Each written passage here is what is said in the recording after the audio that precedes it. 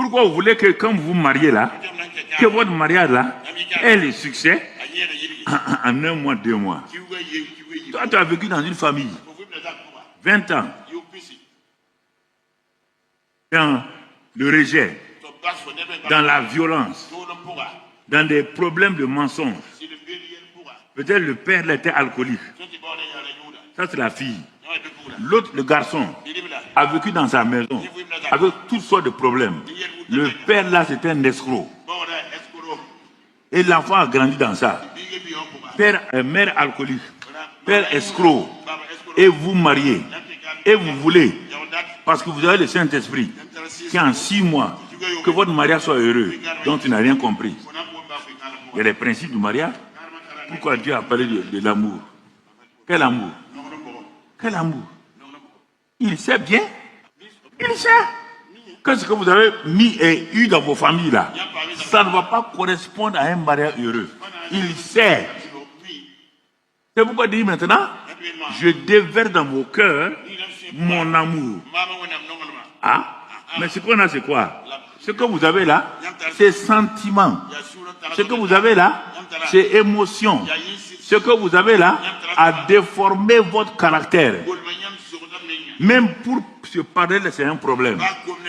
Je viens vous donner l'amour maintenant. Cet amour qui va au-delà. Cet amour qui excuse tout, qui croit tout.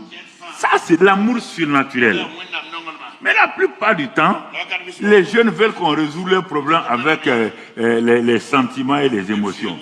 Bon, ça ne marche pas. Comme tout le monde insiste sur ça. Tu crois parce que ça, c'est noir, va résoudre le problème d'un cœur qui a été rejeté pendant 30 ans. Tu crois que de 10 pentades vont résoudre le problème d'un enfant qui a vécu sous l'alcoolisme abusé pendant 25 ans. Vous croyez à ce mensonge-là? Ça, c'est le domaine naturel. Tu ne contredis aucun message. Non. Pourquoi il a répandu l'amour?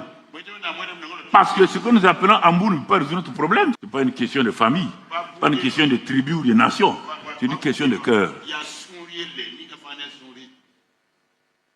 Il faut apprendre ces vérités surnaturelles. Et c'est dans ça même, cette vérité surnaturelle-là, que Dieu dit encore que même ce juste-là, cet homme qui est né de nouveau là, cette femme qui est née de nouveau là, il peut tomber 7 fois. Même dans sa perfection. 2 Corinthiens 5, 21 dit qu'il est devenu la justice de Dieu en Christ. Même dans ça, il peut tomber. Mais Dieu sait, Dieu dit qu'il va se relever. Même à 1 minute de ta mort là, toi et ta femme, vous pouvez vous bagarrer. Et en même temps, tu rentres au paradis. Il dit, ah bon? Je te bagarre pour venir au paradis. Il dit, ouais. Ah. C'est elle qui a fait ça hier. Il faut bien comprendre la parole de Dieu. Pas laisser que les gens vous imposent des règles et même ils ne font pas et puis ils vont vous imposer des règles. Moi, c'est que tu ne comprends pas. Tu ne fais pas. Et tu peux dire à l'autre de faire. Ah, toi tu ne fais pas. Tu dis à l'autre de faire. Faire, on va voir. C'est pourquoi je viens vous raconter mes témoignages où j'ai failli, où j'ai été faible. C'est pour vous aider. Je ne viens pas vous présenter un homme parfait. Paul dit non, il y a ça, il y a ça, il y a ça, il y a ça. Pourquoi Dieu a exposé tous les problèmes d'Abraham? Est-ce que Dieu a caché? Est-ce que Dieu a... pourquoi il a exposé les problèmes de Moïse? Est-ce que Dieu a caché? Pourquoi Dieu a posé les problèmes d'Élisée? La dépression d'Élie. Pourquoi Dieu a exposé ça, la dépression d'Élie? Pourquoi vous voulez cacher? Pourquoi vous voulez cacher? Dites à Dieu, ici là je suis faible. Dieu dit, bon ok, si tu reconnais que tu es faible, dis que le faible dit, je suis fort. C'est fini. Dis que je suis fort. C'est ça qui vous donne la force.